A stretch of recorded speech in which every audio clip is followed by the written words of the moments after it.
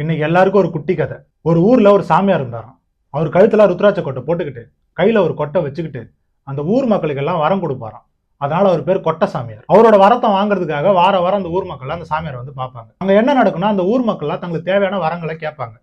சில பேர் நல்லா இருக்கணும், நல்லா சம்பாதிக்கணும்னு கேட்பாங்க. சில பேர் நல்லா படிக்கணும்னு கேட்பாங்க. சில பேர் வீடு வசதியோட இருக்கணும்னு கேட்பாங்க. இது எல்லாத்தையும் கேட்டு முடிச்சதுக்கு அப்புறம் கடைசியா அந்த சாமியார் பேசுவார்.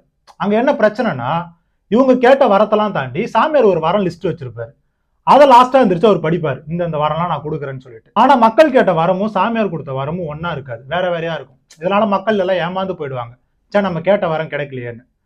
இதெல்லாம் அந்த ஊர்ல இருக்க ஒரு குட்டி பையன் அங்க பாத்துட்டு இருந்தான்.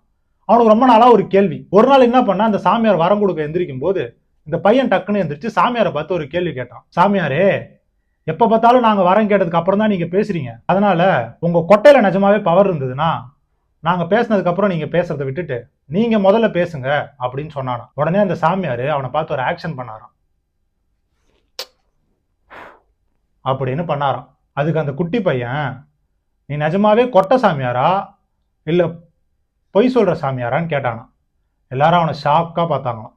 இது அந்த கதையில வர குட்டி பையன் அந்த கதையில வர சாமியாரை பார்த்து கேட்ட கேள்வி. அதனால நீங்க யாரும் கோவப்படாதீங்க, கடந்து போயிடுங்க. எங்களுக்கும் நக்கலா நையாண்டியா சம்பந்தம் இல்லாத குட்டி கதை இதெல்லாம் எங்களுக்கும் பேச தெரியும்.